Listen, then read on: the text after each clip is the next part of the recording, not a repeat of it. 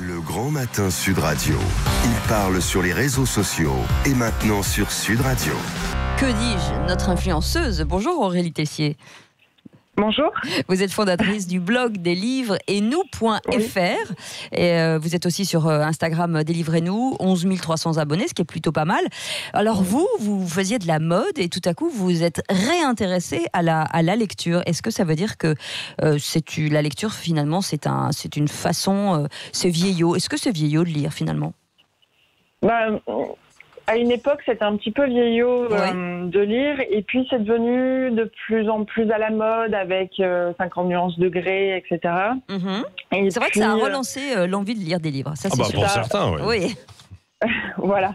Après, c'est vrai que du coup, c'est arrivé sur les réseaux sociaux parce que c'est devenu à la mode. On a eu envie de le montrer.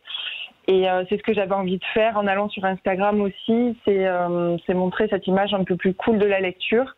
Même si moi, je suis pas très attachée à 50 nuances degrés, par contre. Oui, ça, j'en conviens. Alors, c'est marrant parce que sur votre compte Instagram, vous avez mis, parce qu'on peut aimer la mode, le bon vin, la photo, tout en étant féru de lecture. C'est vrai qu'on a tendance à penser que les gens qui aiment lire ne font que ça. Mais non, ce sont des gens très ouverts et qui, finalement, aiment plein de choses. Voilà, on n'est pas enfermé dans une bibliothèque avec des grosses lunettes, plein de poussière. Voilà, on peut aujourd'hui aimer sortir, aimer faire plein de choses et puis lire. Alors vous dites que quand même vous vous êtes forcé à lire des livres qu'il fallait lire entre guillemets, ce qui vous donne aujourd'hui la possibilité de lire ce que vous aimez, mais vous avez commencé à reprendre le goût de la lecture avec des livres un peu forcés.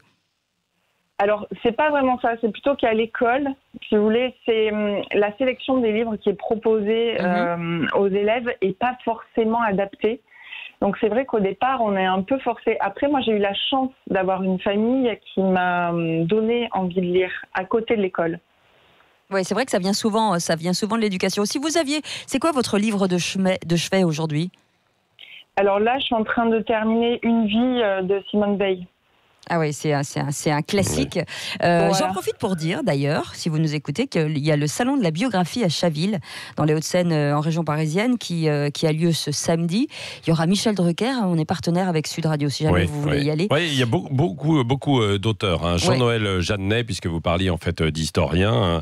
Aurélie, Jean-Noël Jeannet sera présent, Jean-François Kahn, Élie Barnavi, Martine Laroche-Joubert, Aldo Naouri, tous les gens qui ont écrit des biographies, c'est donc le samedi prochain à Chaville, quoi. Pour donner aussi cette envie de lire. Quoi. Et dépoussiérer un peu les choses, comme vous le dites, Aurélie. Quoi. Non, mais vous avez raison, parce que c'est vrai qu'à l'école, on devrait donner le goût de la lecture. Et dans les conseils de lecture, je trouve que parfois, on crée pas l'appétence, en fait. on n'est pas assez adapté, quoi, dans ce qu'on conseille, non, c'est ça ? C'est ça, parce que l'Assommoir de Zola, après, je critique pas du tout ce livre-là, mais c'est un peu compliqué à lire peut-être pour donner l'envie. Bien son nom. Voilà, c'est peut-être pas la première lecture à conseiller à un élève. Alors vous, en tout cas, vous proposez pas mal de choix de livres. C'est rigolo parce que vous vous cachez derrière vos livres sur Instagram. En tout cas, vous pouvez y aller, c'est très sympa. Ça s'appelle Des livres et nous, et sur Instagram, et puis sur votre blog, pour le coup, c'est .fr. Merci beaucoup Aurélie Tessier d'avoir été avec nous, fondatrice de ce blog. J'espère qu'on vous a donné envie de lire ce matin. Et puis si vous avez des lectures à nous conseiller, c'est pareil, envoyez-nous des messages sur Twitter. 8h56, c'est le Grand Matin Sud Radio.